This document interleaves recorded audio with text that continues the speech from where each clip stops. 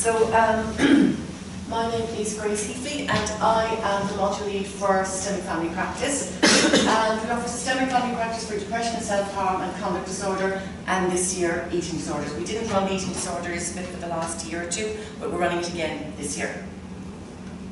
So, I'll just go about and tell you in terms of sort of entry criteria, an overview of the modules within the Systemic Family Practice.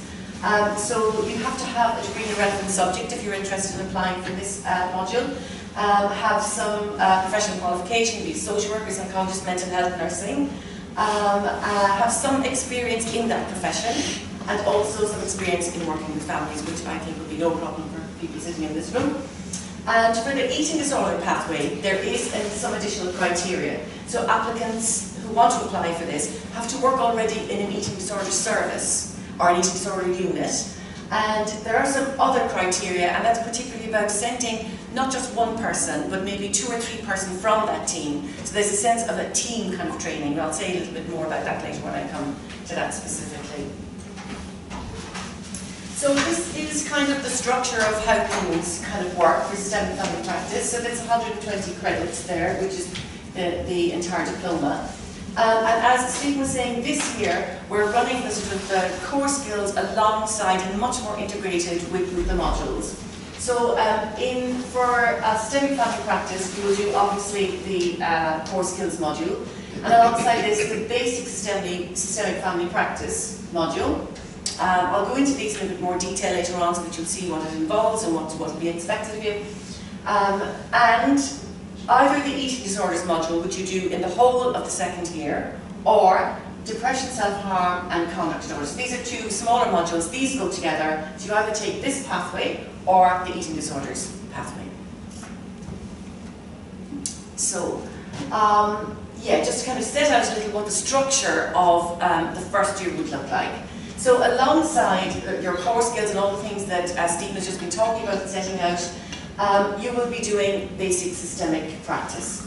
Now, in the very first term, we sort of front load that, so you have some teaching of about 4 days or so. So 4 or 5 kind of straight days where you begin to kind of have some sense of what's involved, the knowledge, the kind of foundation, the evidence base for systemic work with families. And in the second and third terms, it's much more focused on some teaching, but also practice tutor groups. So the practice tutor groups will be where you bring some of your material, your case material, recorded case material, and in small groups begin to look at that through the lens of systemic family practice, of systemic work, but also through the lens of the core skills. And these are, I think this is probably the best part of the course. People really enjoy that sort of support that they get, and the sense of kind of being able to kind of ask questions of their practice tutor. So I think that's a really, really strong part of the whole structure and how things are organised within this course. So that's your kind of first year. And in the second year for us, we begin to shape things a bit differently. So you're building on what you've learned in your basic systemic practice, and you're coming to either, I'll just take the depression, self-harm course. So in the first term, or sort of term 4 or 5 that would be, we have the depression, self-harm. This again has a very similar structure. So you're taught, you have the teaching, and this is probably happening at a Tavistock. So you're having the teaching in the mornings, you're having your practice tutors in the afternoon, you're bringing your cases, so you're learning the ideas, you're bringing your cases and discussing them in a bit more detail, showing your tape and showing how you're working with families, getting some feedback on that from your tutors and also from your colleagues.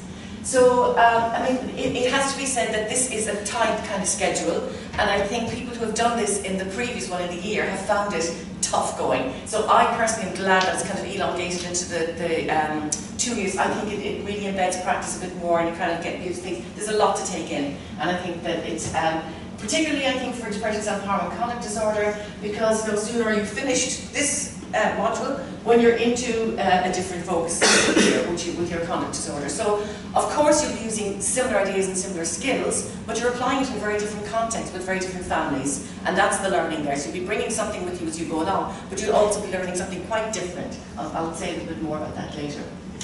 Now the eating disorders module is shaped a bit differently. So it'll be similar to what you have in first year, but this will be organised, the teaching is going to be organised in little blocks. So it'll be 2 to 3 blocks of days. And later on in the second term, there will be a 4-day multi-family group training.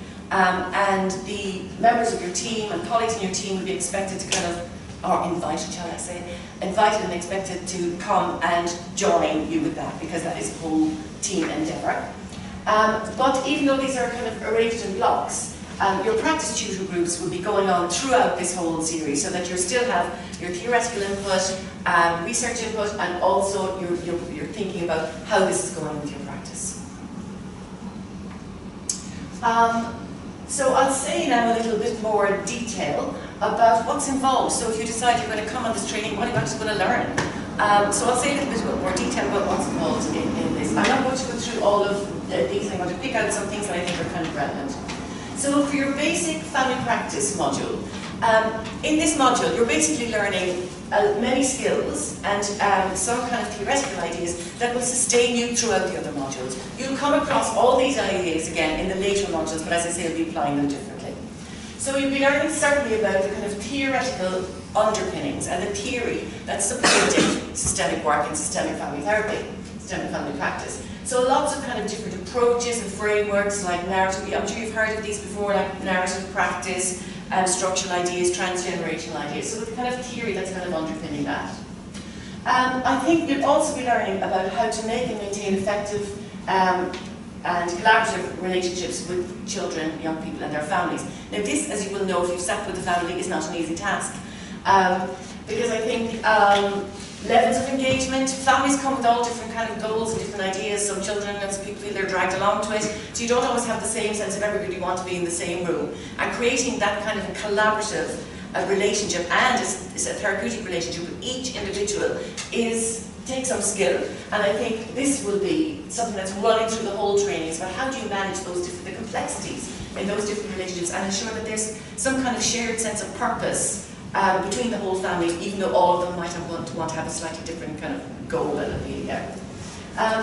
How to make systemic formulations about the family and the presenting problem, so that the problem isn't something that's seen as just belonging to the young person or residing in the young person, that it's understood in the context of family relationships, but in much wider relationships as well, of school systems and all the systems that young people are involved in. So how to bring all of those into your formulation. And how, of course, to work with sociocultural differences. I mean, we are working cross-culturally all the time with many, many different shapes of families. And of course, the whole idea of family is constructed very differently across different cultures. So how do we work with that? How do we understand in particular what people's understanding of family is, the values that they have around family, the forms of family? So I think we can't take the idea of family or the construct of family as a given. We have to be, this is something that kind of is involved in the work and beginning to think with families about their idea about what family is. It's very important certainly for this approach. And of course, this is the basic interventions with families. This is kind of the exciting bit where you begin to kind of develop some actual skills, lots of different kinds of skills about how to interview families. I mean, how to interview relationally and circularly, so that people get a different sense of the positions that each person holds there. Some narrative practices like externalizing, and all of these, again, I mean, there'll be quite a lot of role play and a lot of kind of engagement about how to develop these skills, and all of these skills will sustain you through given modules, as I say. And reflexive practice, which is really important for systemic family therapy, so that we just don't see a family and think we're kind of applying something to them, but that we're beginning to think about, well, hold on, I'm a person, I'm in a family, I'm in a culture, what am I bringing? How does my view of family and of life impact on what I see? So a kind of reflective but also reflexive way of thinking about this. And kind of echoing some of what Stephen was saying earlier on about the use of formal and informal feedback. I mean, I think family therapists have a general practice of asking generally about, you know, how's this going, what are you thinking about this? And I think that's great, and I would encourage us to continue that. But there's more than one way to collect feedback, and I think it's really, really interesting to think about the balance of how and when to use formal and informal. So we have, for example, an outcome measure that we use for family functioning. It's called the Score 10. And it's always really interesting to me. So you say it at the end of the session about how things go, how you've been talking about the things that you think are important to you. and they'll say yes or whatever. Then you look at, there's a little qualitative section at the end of the score 10 that asks families, what do you think is the biggest issue in your family right now? So you pick that up and think, oh wow, we have never touched on this. This is completely separate. It's completely new information. So then you have to think about how to bring that back into the family. But I think the point about that is there's more than one way, and especially in a family context. People feel a bit kind of anxious about particularly maybe saying something in front of siblings, in front of families. So it's another way to begin to think about how do you get the voice of everybody into this, because it's not always straightforward. So that's what you'll be doing sort of year 1. And then once you've split on, again, I'm not going to go into all, I've lost the plot on the time. Have I another few minutes? Okay, great. So yeah, so depression, I'm not going to go into all these details, but just to say a little bit about the things that are particularly for the self-harm and depression module. And of course, we'll be thinking about risk and how to formulate and think about kind of risk issues and make an assessment that creates some kind of safety for the development of work and for the ongoing work. And to help the family create a sense of safety around the young people. I think in dealing with depression, self-harm, people often feel, families feel unsafe themselves and not knowing how to manage and what to do. So creating and helping the family create a sense of safety around the young person so that the work can be done. And particularly this element about helping families to understand self-harm as a communication. And I think families sometimes are a bit bewildered about what's happening here and thinking about it as some kind of indication of their own emotional states and about their relational states, and that's telling the young person is telling something about this. And helping family to identify the patterns that decrease the likelihood of self-harm. So what's working well in this family that enables the young person not to take that route? So I think those kind of things are quite important in that one. So for the conduct disorder module, again, you'll be using many of the skills and kind of knowledge that you've learned in the basic systemic practice. So say, for example, one of the great issues in the first phase of working in this way with conduct disorder is engaging and motivating the young people. For all kinds of reasons, this is not they're not an easy group of people to engage with. And I think that sense of reframing the problem, pulling in your engagement skills is really, really important in this full phase. And you can spend many kind of the first few sessions definitely trying to kind of pull in young people and their families to think about this.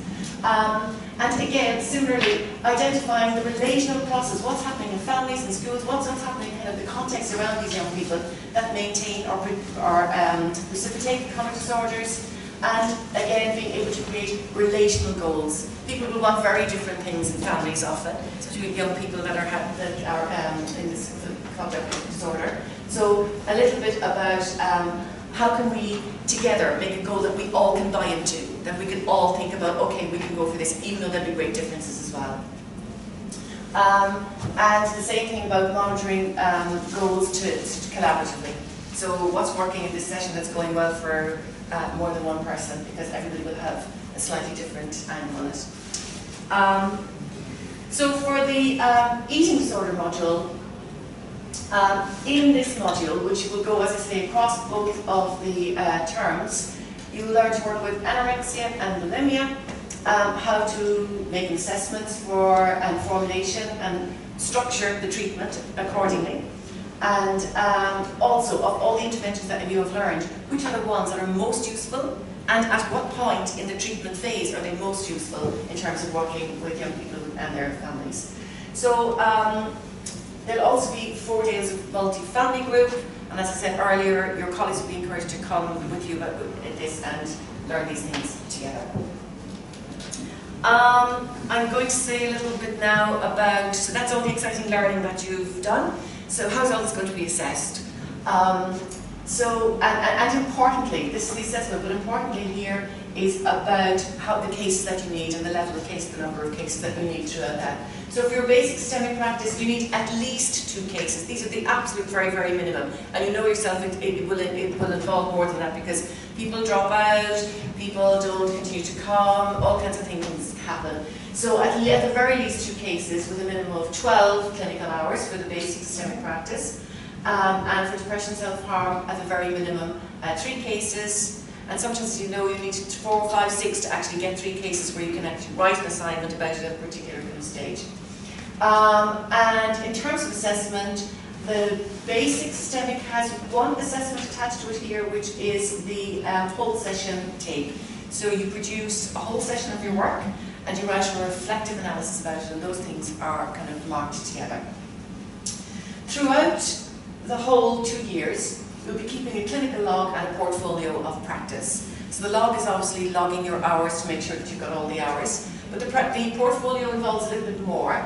And in that we ask you to do a reflective diary, to think about how you are utilising the theory-practice links, to kind of make some comments about your reflexive learning and how you're learning, and think a little bit about how you're using the supervisory process. And then you'll be asked to supervise to make some kind of self-assessment through a competency scale, all these. So at the end of all this, you have a kind of a document outlining and kind of setting out your learning for the 2 years. So these are kind of, they're different elements to each part of it. So for the depression self-harm, it's one case report of 5,000 words. So you have to have a, that sounds a lot, does it? So I guess that attests as well, so that you have to have, you know, a case where you've done an amount of sessions, been able to go through all the different phases of treatment, and so you'll be able to write with that. Similarly for the conduct disorder, clinical log and your portfolio practice, and a case study. And for the eating disorders module, you need 3 cases at least, with a minimum of 40 sessions, and 1 case study, and later on an oral assignment. So you'll bring a little bit of tape, 5 to 7 minutes of your tape, to some of the tutors, and that will be assessed alongside your analysis of what you think is happening here and what you're doing here. So I think, especially as it's elongated over the 2 years, these hopefully aren't too burdensome, and you should be able to kind of, through your practice and through your practice, you'll be able to supply these. So finally, I just want to say a little bit about what happens once you finish this training from a systemic practice point of view. So the Association for Family Therapy and Systemic Practice is the accrediting body for family therapists in this country, and the level of qualification you have is understood and is accepted as an intermediate level of qualification to be a family therapist. So the CYP IAPT training here enables you to join a register for continued professional support of systemic family practitioners, and they put out a lot of CPD events, and just to continue on your kind of learning and your support through sustaining your systemic skills. But also, it enables you, once you've done this, it enables you to apply for master's level training to become a family therapist.